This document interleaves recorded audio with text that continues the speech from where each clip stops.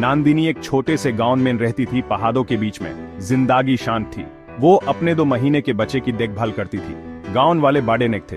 वो अक्सर नंदिनी की मदद करते थे। वो सुरक्षित और प्यार महसूस करती थी।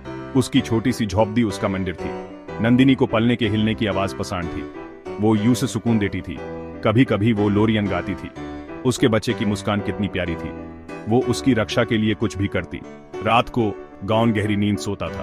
नंदिनी को गहरी शांति महसूस होती थी। एक रात बाहर आंधी आई। खिड़कियों पर बारिश पड़ रही थी। पिदोन में हवा चल रही थी। नंदिनी अपने बच्चे के रोने की आवाज से जाग गई।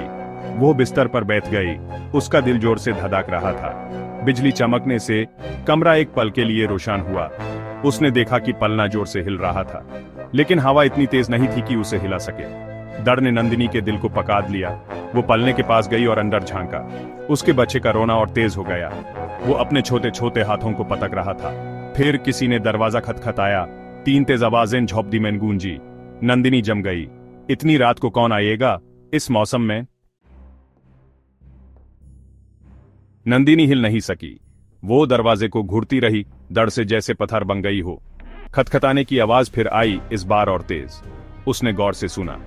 बाहर कोई कदमों की आवाज नहीं थी, बस आंधी और उसके दिल की धड़कन। अचानक उसका बच्चा रोना बंद कर दिया। वो चुप हो गया। नंदिनी ने अपनी सांस रोकी।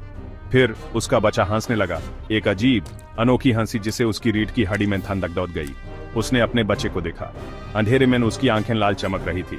वो यूं घूर रहा था। उसके चेहरे पर एक भयानक मुस्कान फैल रही थी। दरवाजा खुल गया, धीरे धीरे और जानबूझकर। वहां कोई नहीं था। झोपड़ी में एक ठंडी हवा चली। अंधेरे से एक साया निकला। वो लंबा और हड्डियों का बना था। उसका रूप धुएं की तरह बदल रहा था। नंदिनी चीखना चाहती थी, लेकिन कोई आवाज नहीं निकली। वो साया उसकी तरफ बढ़ा। उसकी आंखें अंगारों की तरह जल रही थी। वो साया आगे बढ़ा। उसकी लंबी हड्डियों वाली उंगलियां पलने की सीधों से पार हो गई। उसने बच्चे के मथे को छू लिया। बच्चे की आंखों की लाल चमक गायब हो गई। उसकी भयानक मुस्कान गायब हो गई। उसने नंदिनी को देखा और धीरे से आवाज निकाली। साया गायब हो गया। दरवाजा बंद हो गया। नंदिनी बेहोश होकर जमीन पर गिर पड़ी। आंधी चलती रही।